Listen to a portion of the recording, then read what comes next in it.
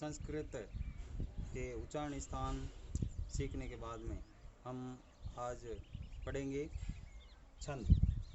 छंदों में सबसे पहले ये ज़रूरी है कि छंद क्या है ये समझ। काव्य के दो भाग होते हैं, गद्य और पद्य। जो गद्य काव्य होता है वो अपनी बात को जैसे कथा के माध्यम से, कहानी के माध्यम से, या अखबार में सीधा कुछ लिखा हुआ है या किताब में सीधा लिखा हुआ है, वो लाइन गद्य होती है।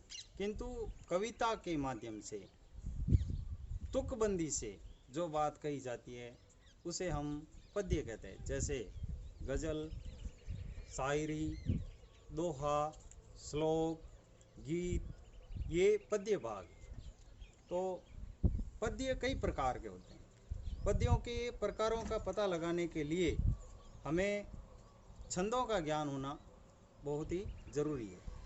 तो छंद संस्कृत में कितने प्रकार के होते हैं और रीट में आपके सिलेबस में कौन कौन से छंद हैं उनके बारे में हम पढ़ेंगे। तो छंद का ज्ञान प्राप्त करने से पूर्व हमें गण निर्देश करने आने चाहिए।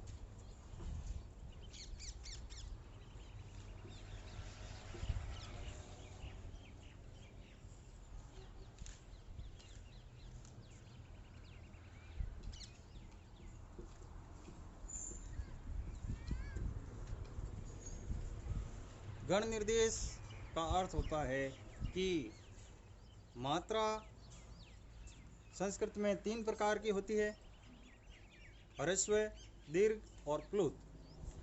कौन सी मात्रा किसी वर्ण या व्यंजन पर लगेगी, तो ये होता है गण निर्देश।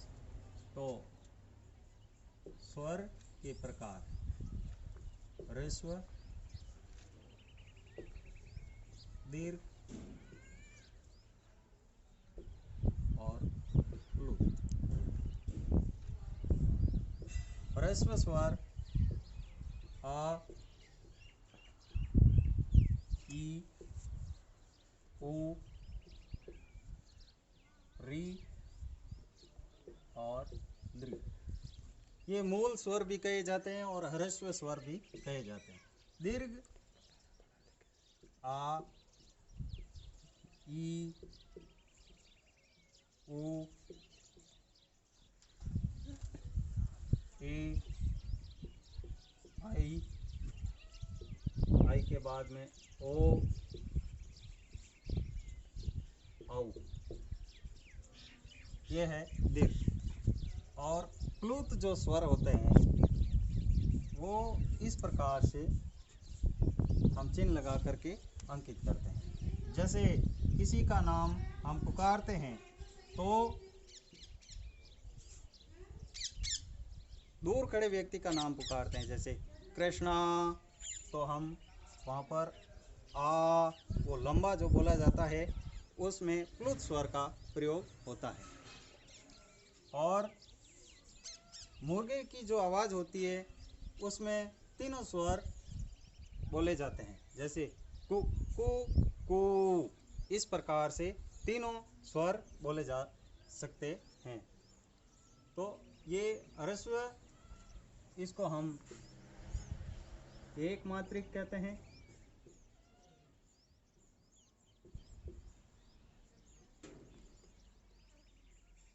और लघु भी कहते हैं। दीर्घ को हम द्विमात्रिक और गुरु कहते हैं। ये इनके अलग अलग नाम हैं। और प्लुत को हम त्रैमात्रिक कहते हैं। प्लुत त्रैमात्रिक।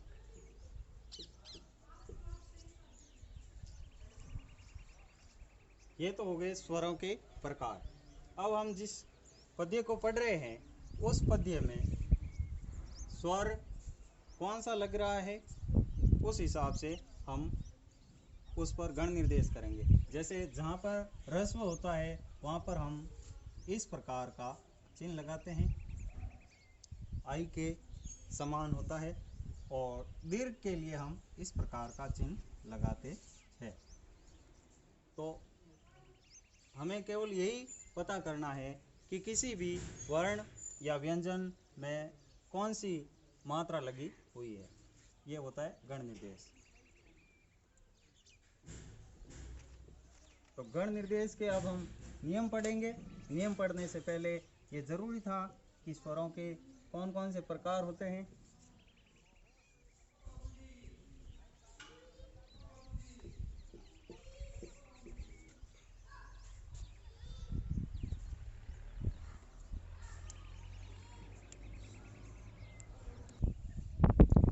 गण निर्देश के नियम जो है वो इस प्रकार है।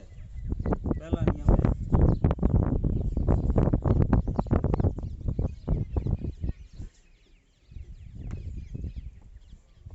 जिस व्यंजन पर ह्रस्व की मात्रा हो वहाँ पर लगेगा लघु, इस प्रकार का निशान।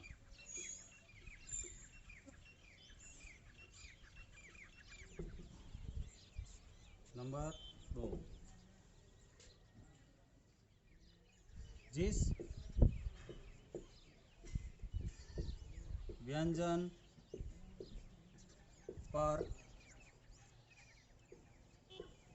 दीर्घ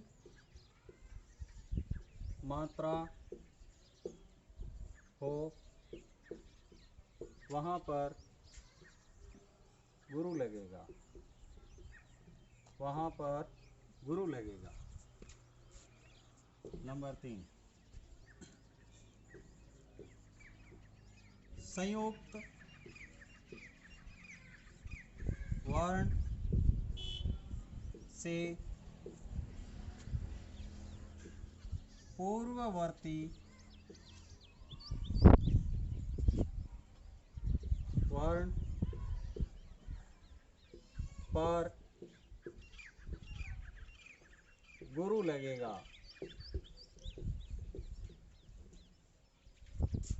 नंबर 4, अनुस्वार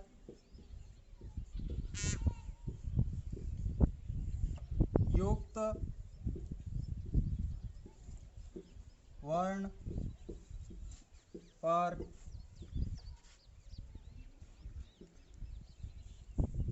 गुरु लगेगा।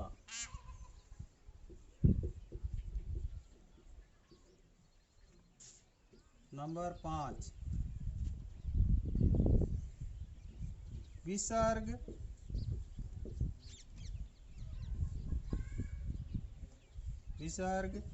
से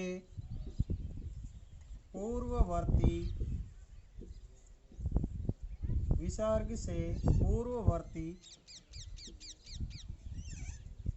वर्ण पर गुरु लगेगा।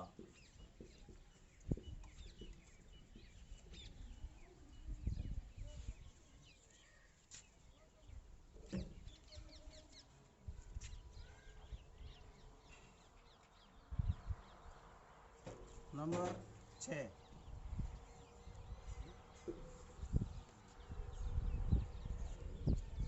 चरण के अंत में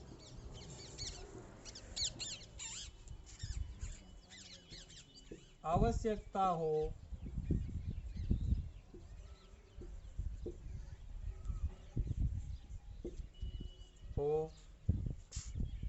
तो लघु के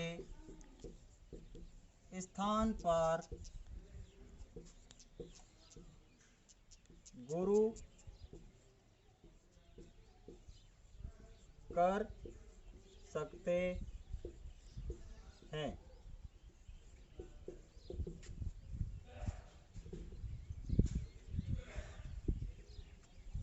ये 6 नियम है लघु और गुरु लगाने के। जिस व्यंजन पर ह्रस्व की मात्रा हो लघु, जिस व्यंजन पर दीर्घ की मात्रा हो गुरु, संयुक्त वर्ण से पूर्ववर्ती वर्ण पर, जैसे कि व्यक्ति शब्द है, यहाँ पर संयुक्त वर्ण होने के कारण इससे पूर्व गुरु लगेगा। यहाँ पर शक्ति संयुक्त वर्ण है, यहाँ पर क और ता दोनों संयुक्त है और ये एक ही माना जाएगा, ना कि दो। तो यहाँ पर गुरु लगाएंगे, जबकि ह्रस्व मात्रा होने के कारण यहाँ लघु आना चाहिए था, किंतु इस नियम के हिसाब से गुरु आया। अनुस्वार युक्त वर्ण पर गुरु लगेगा, जैसे कंबल, का पर अनुस्वार है इसलिए यहाँ पर गुरु आएगा।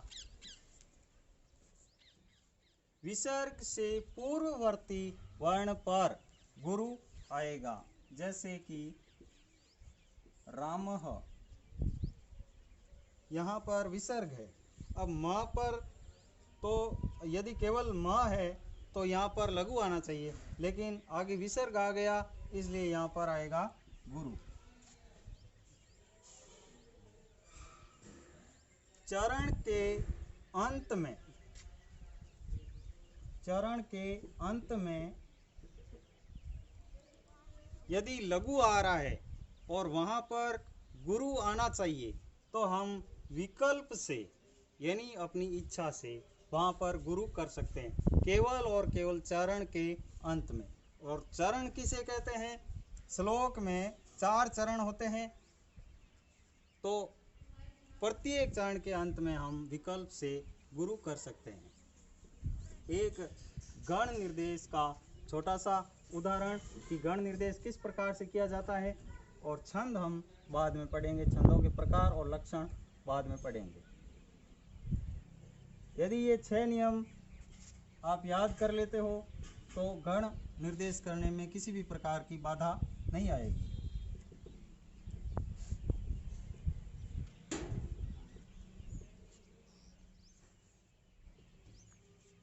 श्लोक का एक छोटा सा भाग यहाँ पर लिख रहा हूँ। आलस्य ही मनुष्याणां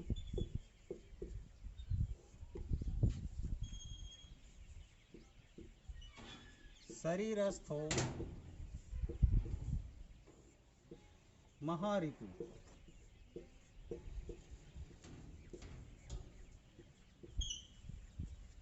इस पर हम गण निर्देश करेंगे।